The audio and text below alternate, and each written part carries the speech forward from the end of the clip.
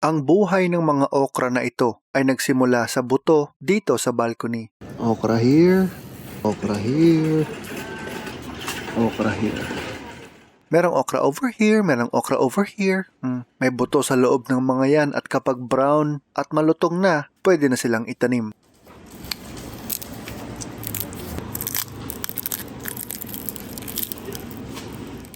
Ang dami, 'di ba? Pero nasa balcony lang tayo at wala sa farm. Konti lang ang itatanim natin, babawasan pa natin. Hunger games natin sila by process of elimination. At dahil malaki ang dahon ng okra, magtitira lang siguro tayo ng mga 3 o 2.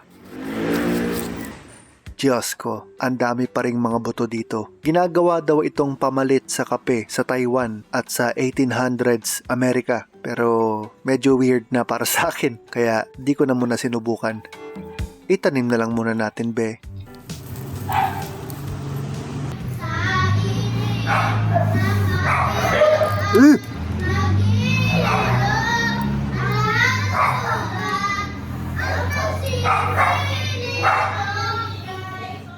Lumipas ang Pasko, bagong taon at ang walang humpay na mga caroling, tumubo na ang okra.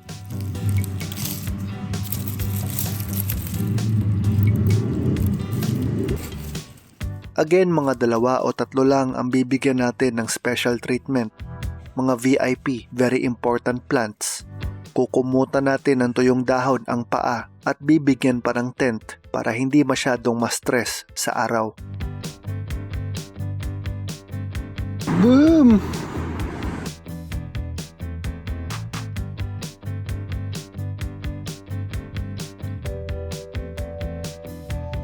Nilipat lang ni Charlene dahil may bago siya mga bougainvillea.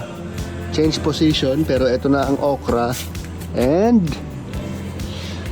look at that! Look at that! Look at that! Kailangan magdilig, pero okay naman sila. Lapit na to. Pagdating sa okra, mas okay kung under ka kaysa sa over. Kaya ito medyo maliit pa, pwede na natin pitasin. Medyo over na nga yata to. Yan na. Freezer.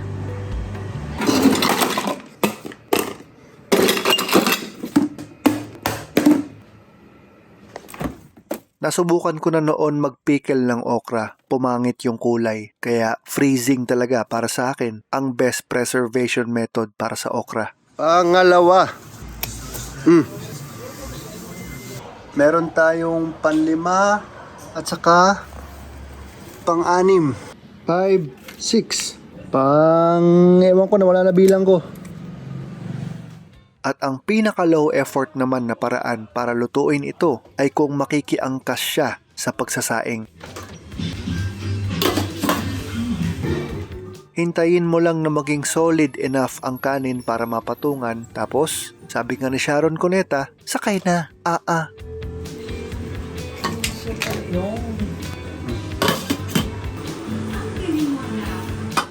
Wala nang bago-bagoong, may savory naman itong corned beef na kasabay.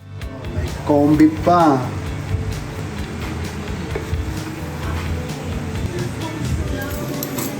Claire, kain na!